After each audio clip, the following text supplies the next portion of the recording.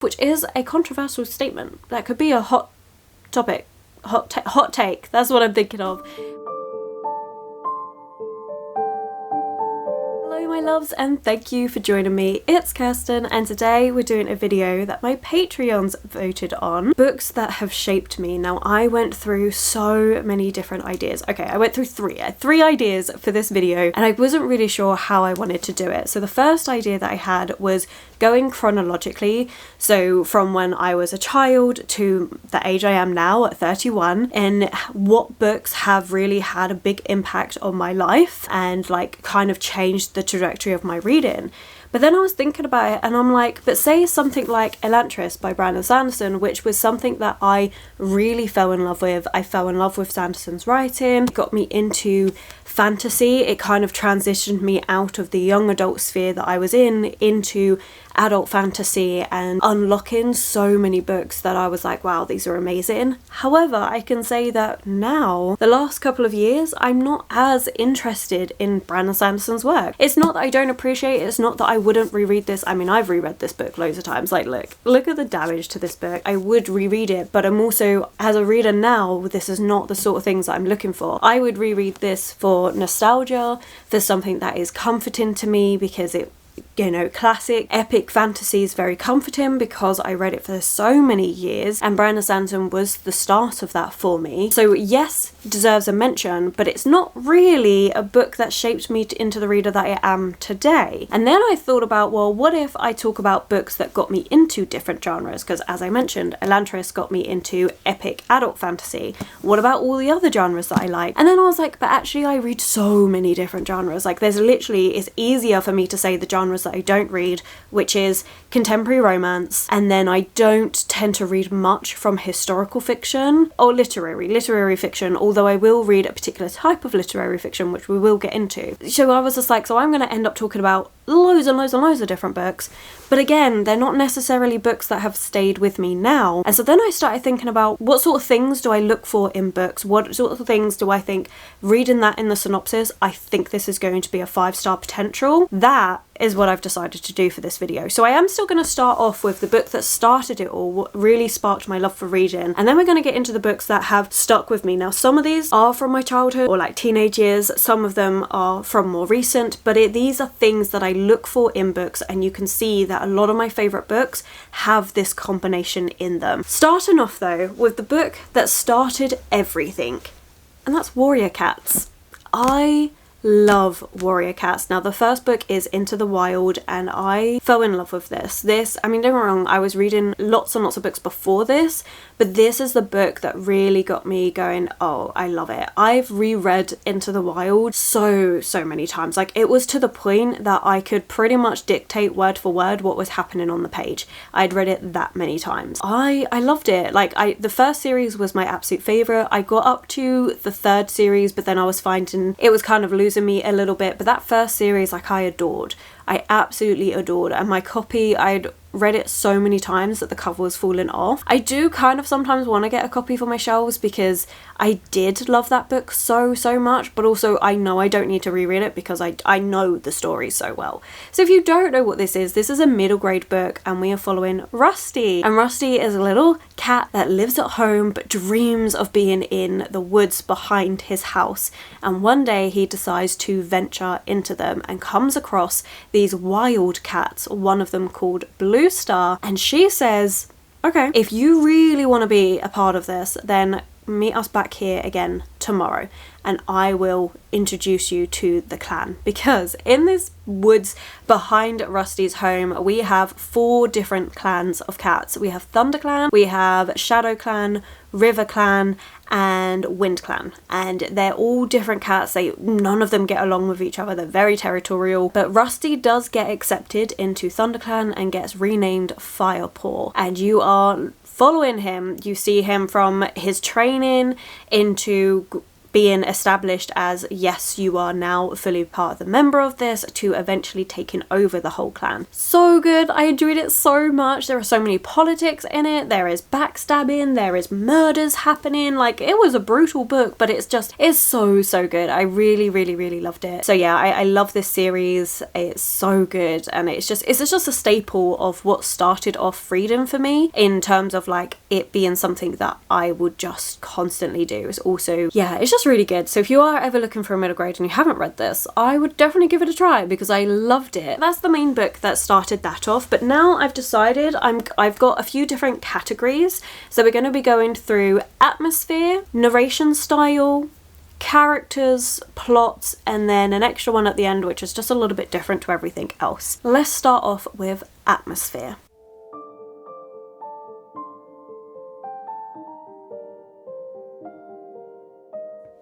Now, atmosphere for me actually comes from classics. I have 3 classics here that made a really big impact on my reading. Now, the very first one is actually Sherlock Holmes. The book, though, is Hound of the Baskervilles. I had to read it for school. I was in secondary school. I had to read it for school, and genuinely it terrified me. I was so scared. I think it was the setting of the moors and everything. So if you don't know Sherlock Holmes, I mean, it's classic mystery. Sir Arthur Conan Doyle wrote the Sherlock Holmes series. It did really well. And in Hound of the Baskervilles, Sherlock Holmes has to go and investigate this murder that's happened, and they're blaming it on this like almost like ghost tale. It is so good. Definitely the darkest Sherlock Holmes book. I really enjoyed it. It's so good. And it was literally the setting. It's the setting of the moors, the really horrible gentleman that's involved, and the dog, and it was so good. It was so eerie and amazing, and it definitely set me on a path for really liking those darker gothic settings. Also, mysteries in general can be attributed to Hound of the Baskervilles. Definitely was a time during my teenage years where I was obsessed with mystery thrillers. So writers like Karen Rose, read every single Karen Rose book there is, like every single one, and reread the series many times. I think the book that I loved the most was Scream For Me. Reread that one several times. And to be fair, since I've been thinking about doing this video, I've been thinking about, I could easily reread that book. Again, this is a book I know everything that happens to. The whole series I read through once, but there were few books that I reread a couple of times. Genuinely, I can just remember the plot points. I can remember so much of it. I really did enjoy them. It's so completely different to what I read now, but I really enjoyed them. But that sparked off because of Sherlock Holmes, Hound of the Baskervilles. Hound of the Baskervilles is just so good. If you haven't read a Sherlock Holmes book and you're interested, read Hound of the Baskervilles. It is such a good one.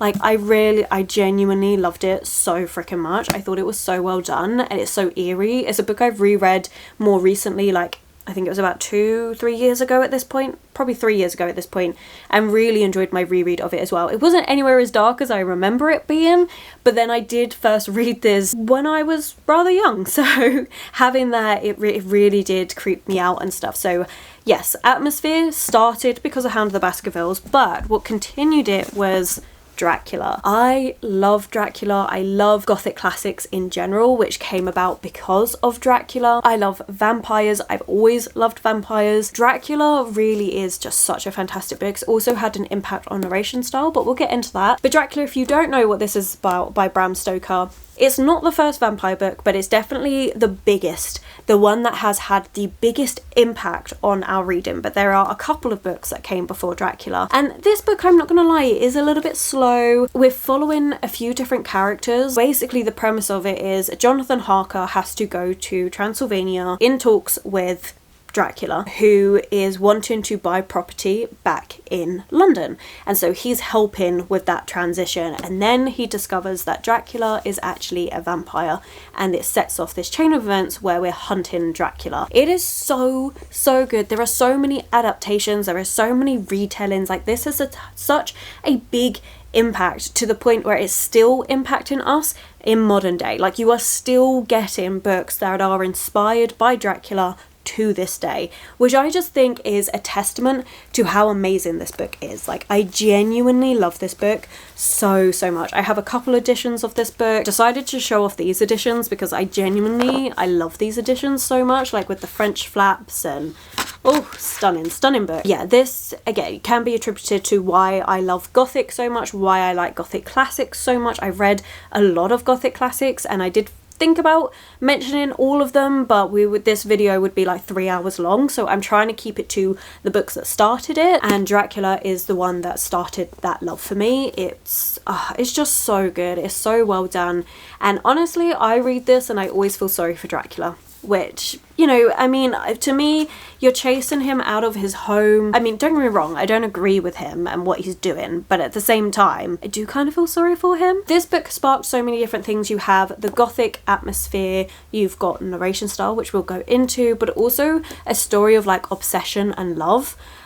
Because there are a few things that you could argue about this book, about Dracula being obsessed, not just with Mina, but with Jonathan. And it's an argument that not everybody's going to agree with, but you can see the obsession of him at first, being very territorial, saying to the other lady vampires that are in his castle, no, he's mine, and then he's going around following Jonathan everywhere. Or you interpret it as the more traditional version, which is he is obsessed with Mina, wanting to have Mina for himself. It's just good. It's a good tale. There are so many different things that you can take out from this. This is the book that started off a lot of things for me. Another one that really had a big impact, which again cemented that I really do like Gothic things, not just vampires, Jane Eyre by Charlotte Bronte. I read this one, I had to read it for college, which was about 11-12 years ago now at this point, and I was lucky to have an amazing teacher.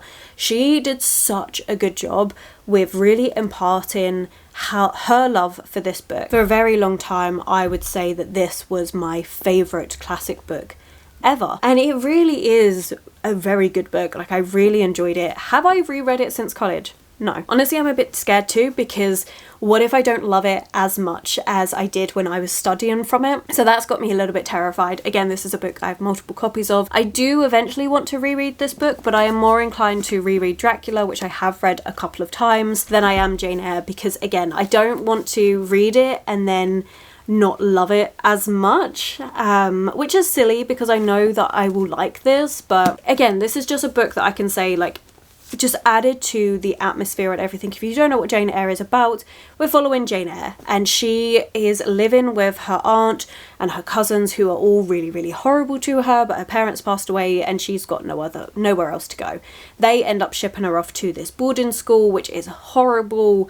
Eventually she gets a job as a governess and things go from there. It's one of those ones where it's like slow, it's a little bit Gothic in places. We've got touches of different things going on, but I just really loved it. And honestly, a lot of that is to do with my teacher and how well she taught it.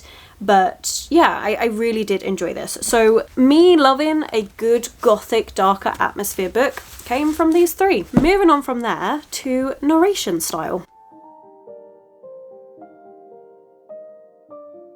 So I mentioned Dracula already for the narration style, the way it's written, and that's because it's in epistolary format. It's got journal entries, letters, and just different clippings and things all put together in this book, and I loved it. I loved that. So when a book says it's in epistolary format, I automatically want to read it. Like, I'm automatically interested. I'm going to have a bit more love for it. And actually a good couple of examples of this. Two very different on the spectrum, but you have more of a retelling of Dracula in A Dowry of Blood, which is written as kind of like a letter to the person. We're the one reading the letter, so it's always talking to us as if we're Dracula, but it's kind of like a letter to them. And then you've got something on the cozier spectrum, which is A Letter to the Luminous Deep, which is actually told in letters, which I think again is lovely, and I love it for that narration style. But that came from Dracula. That is what I loved about it. I'm not going to go back into this because we just spoke about it, but that is me loving formats where it's written as a journal, whether it's written in letters, things like that. Like, I absolutely love it. A couple of other things that really impacted narration style to me is actually Name of the Wind by Patrick Rothfuss. Now, Name of the Wind is a book that I have reread many times. I really enjoy this book, but I would say it's because of the way it's written, because in this one we're following Kvothe, and he has been hiding away, running this little pub, hiding away from all the things that he has accomplished in his life. And we have this chronicler that finds him and is like, please tell me your story, I want to write your story. And so Kvothe agrees. He gives him 3 days and he is going to narrate. Each book is a day. We're still waiting on that third one. I don't think we're ever going to get it, but I just loved it. I loved how it was written to be telling his story to somebody that is writing it down. And you had little interruptions of modern day, of him narrating his story, of like different things that were happening, but then the bulk of it is his life. He's telling his story and we're seeing it from a young age to growing up. That's something that, again, this book made me realize how much I love it. Like, I'm sure I've read it before this book, but this is a book that made me go, wow, I love this sort of narration style. So if somebody goes, oh, it's got similar narration style to Name of the Wind, like, again, I'm automatically interested in that book. Like, I love it. I love the narration style. Now, don't get me wrong, this isn't the best book out there. Like Kvothe, a lot of people don't like him as a character. There are a lot of conveniences in the plot and things, but I genuinely love this. Like, this is a book that really did shape me as a reader. The main reason is because of the narration style, but also I just genuinely just adore this book so much. It's part of that epic fantasy love, and honestly I love this more than some of the Sanderson stuff, which is a controversial statement. That could be a hot topic. Hot take, that's what I'm thinking of, because I do love Sanderson. Like, the Stormlight Archive is brilliant, but I think this one had a bigger impact in terms of I'm still looking for books that have this sort of writing style in it compared to Sanderson's work, which is interesting, and I only just thought about it. But yeah, so that's one. And then another one is Natural History of Dragons. This is the part of the Lady Trent series by Marie Brennan, and this is written as memoirs. Each book is a different thing. Like, Lady Trent is writing her memoirs and dictating different things that happened, and I love it. I love that we're getting, like, rather than it being narrated to somebody else who's then writing it down, we're just having them write their story and having them interact with us. Like, I love it. I think it's so good because we get those little commentary on, okay, yeah, I was a bit silly here, I didn't really think about things through, I would probably do things different, but it's in my nature to be this way. I really liked it. So I mean, I love the story in general in this,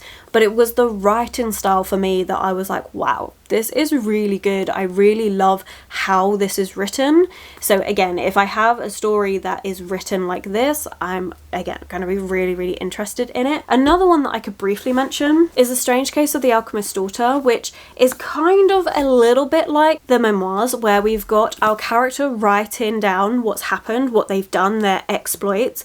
However, it's kind of broken up in the narrative with other people pitching in, and they're going, hang on a minute, that's not how that happened. And she's like, I'm the one writing this story, you can all pipe down.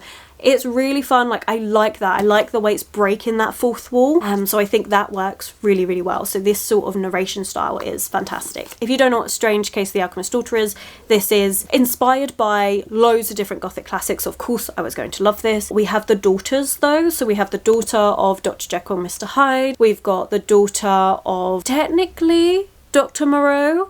Lots of different things, lots of different characters from different Gothic books dealing with the women in them. And we've also got Jack the Ripper happening at the same time, and Sherlock makes an appearance. Like, this is such a good book. I really recommend. It doesn't get enough love. But yeah, that's also got a writing style, like a narration style, that I genuinely adore. Talking about Lady Trent though, I want to talk about this more because now we're going to go into characters.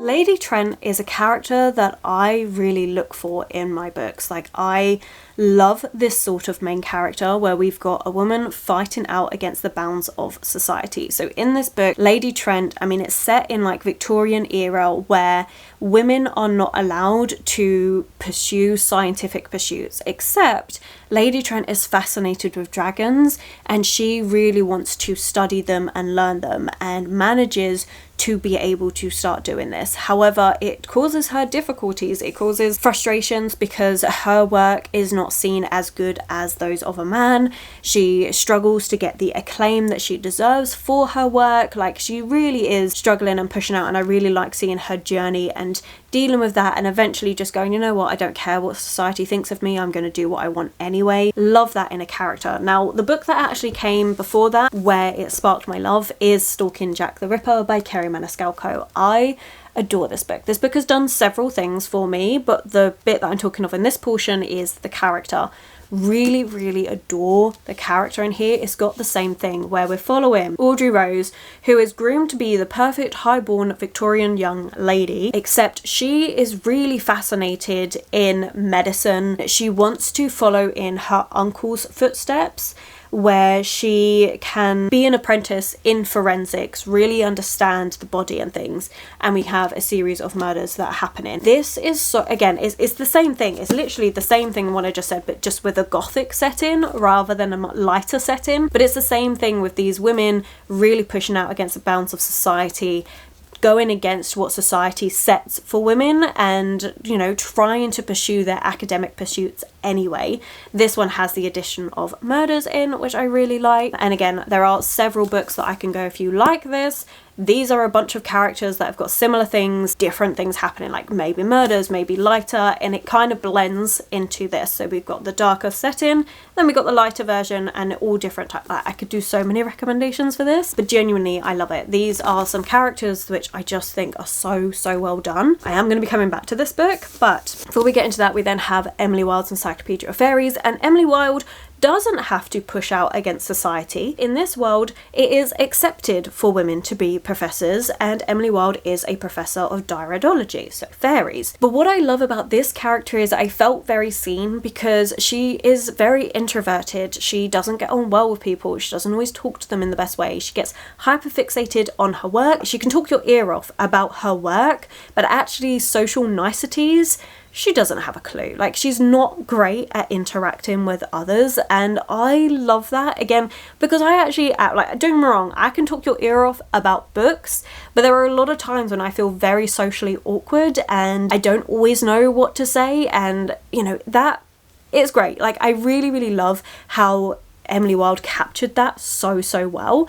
Also, benefit of Emily Wilde going back to narration style is actually done in journal entry formats, where Emily's keeping a field journal while she's completing this Encyclopedia of Fairies. She's trying to complete the world's first comprehensive Encyclopedia of Fairies, and while she's doing that, she's keeping some field notes of her attempting to do that, which I loved. I loved having the journal entry formats of this. So yeah, this combined a lot of things that I really love, and again, probably going to be mentioned in a moment. I'm not saying that they're the only characters that I like, because they're not. Like, there are so many characters that I absolutely love, but these are definitely some of the ones that I find myself where I can always go back to them. I'm always intrigued by them. Just something about them where they're so unapologetically themselves that I really enjoy. So yes, definitely some of my favourite characters. Moving on from characters though, we have plot.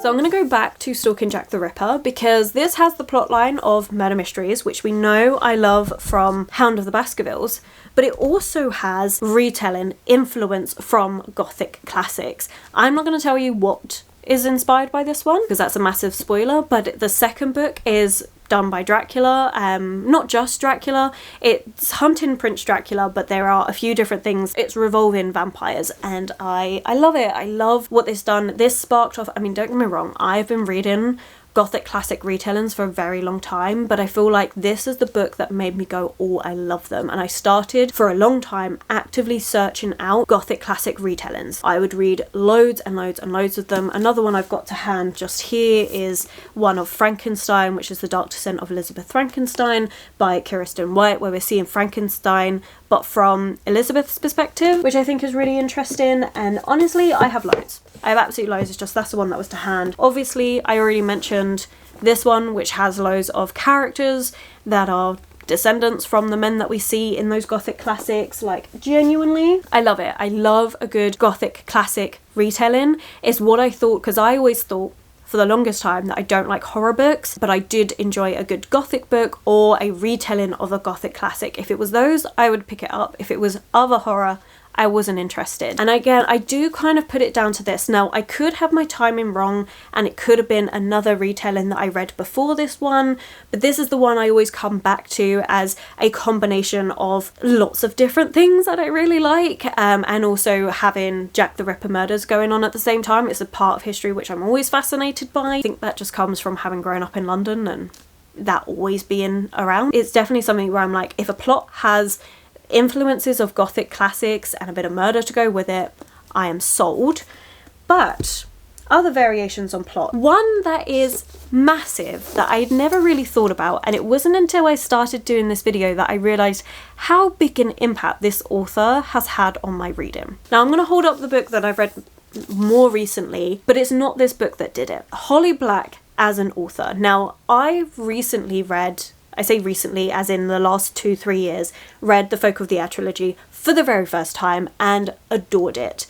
But in my teenage years, I was reading Holly Black's urban fantasy series and I loved it. I really, really enjoyed it, and I kind of forgot how much of an impact that's had. But I love a plotline that involves fairy and folklore. I love it, and I can 100% attribute it to Holly Black. Reading those books when I was younger and we're following these main characters, normally girls end up interacting with fairy in some way, but the fairies are done out of traditional folklore, and I love that. I love that Holly Black took the more traditional route. She didn't beautify it, she kept them monstrous, and I just love that. So fairy tale folklore elements in books I have always loved, and that is because of Holly Black. It's something that I can say I do actively look for in my books if it's got folklore fairy tale elements. I do prefer darker leaning ones, but again, that comes back to the fact that I love my Gothic classics, which gave me the love for the darker atmosphere. I will still read a book if it's a lighter one, like Emily Wilde's Encyclopedia of Fairies, where we have the interaction with fairy tale and folklore, but just done on a lighter, cozier scale. And I'm just going to say here, but as we're talking about plot, this book sparked off a love for cozy. Now, I had read cozy books before this, don't get me wrong. At least I'm pretty sure. I think the timing on it is a bit, I'm not sure which order I read these ones in, but we've got Legends and Lattes and Emily Wilde's Encyclopedia of Fairies. Now, I did enjoy Legends and Lattes, but I thought, oh, you know, they're a one-off, nice little palette cleanser type thing. And then I read Emily Wilde and I kept thinking about it. It kept coming back to me again. We've got characters I love, we've got narration format that I love, we've got plot line that I love because we have the fairy folklore elements in it. So this had so many things I loved, but as I've been saying recently, like this, I can say has the actual impact of changing my style of reading, like what I enjoy in reading, realizing it's not just Gothic books, but also lighter, cozier books I can really, really enjoy. And Emily Wilde did really set that about, so have to do that. Alongside that, oh, actually, this is a good place to mention that yes, I do love cozy mysteries, but I do attribute that to my love of what started off the mysteries, which is Hound of the Baskervilles. And also the one that actually did spark off the love of cozy mysteries is The Thursday Murder Club, which was a really big impact. Like, I read this during a time where I was really, really stressed. This was about 3 and a bit years ago now, and it really, really worked for me, and that's what started off the cozy mystery format. But I didn't think cozy fantasy was for me, and then it was reading Emily Wilde that made me go, actually, cozy in general works for me. So I figured I'll just quickly briefly mention that. But going back to fairies and the impact that Holly Black has had on my writing, I've got 2 more books to talk about in terms of plotline. Of course, I had to mention my favourite book ever, which is Jonathan Strange and Mr. Norrell by Susanna Clarke.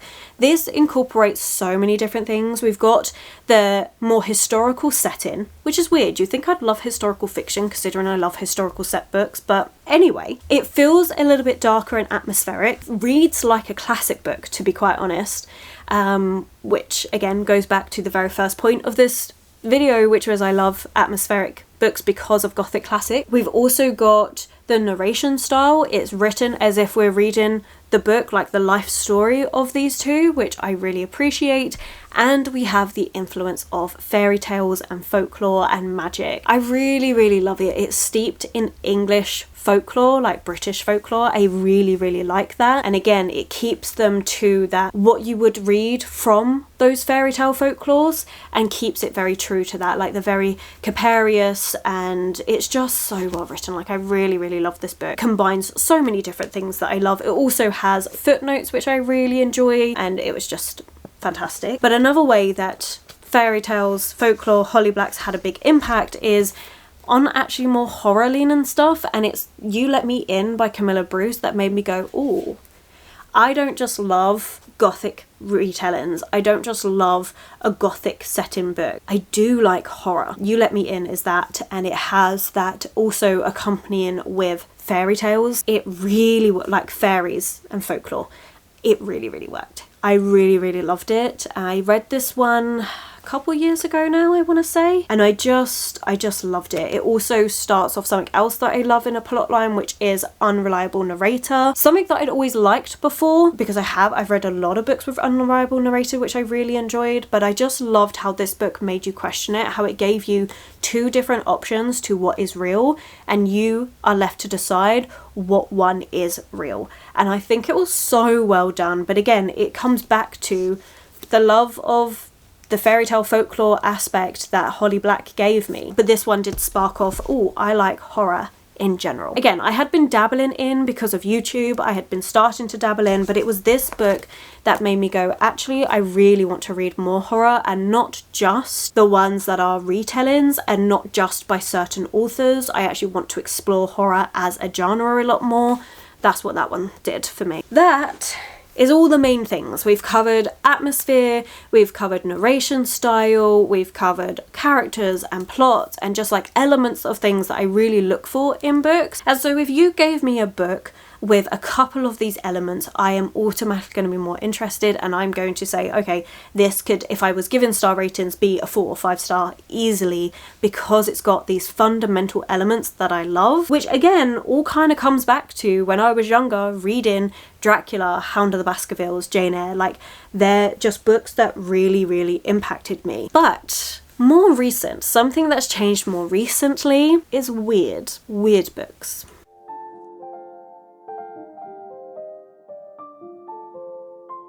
And the book that started that is Bunny by Mona Howard. Now, don't get me wrong, a weird book does not have to be anything that I've just listed. It really doesn't. There are several weird books that I've enjoyed. I've got a whole video on weird books if you're interested. And some of them do have elements of the things that I have mentioned, but they don't necessarily have to. Now, the thing is with weird books is not all of them are going to work, but I don't really know what works from it until I start reading it. I just think they're so unusual, but this is where I can go, I like literary fiction weirdness. That is something that I really, really enjoy. I like how it plays around with the narration style. I like how you have unreliable narrators. I like how you really don't know what's going on, and it is kind of left to you to make up your mind what happened. I love it. And the thing is, it's not weird in just literary books. It's also like, I really like weird sci-fi, like with Annihilation. Absolutely loved that. Like, I do just enjoy a weird book. It is so well done. So yeah, I just wanted to mention that. I mean, Bunny, this one we're following a main character called Samantha who goes to this elite university. Is it a university or a college? No, university, at Warren University. And she is in this writing course, and there is a group of girls there that call each other Bunny constantly. And she hates them and is so jealous of them at the same time, until she gets invited to spend an evening with them, and things get weird. This is definitely a book that took me a couple times to read it. I started reading it, put it down because I was like, no, this is too weird. Then I read it again, and that was August 2022. I was reading it with a friend at work, and I ended up finishing it, and I really, really loved it. And then I started a reread where I was going to be tabbing things and underlining things. I just then never continued, and what's annoying is I started tabbing and didn't write down what the tabs were for. I've got like 4 different colours going on here, and I genuinely don't know what they're for. Like, I just don't know.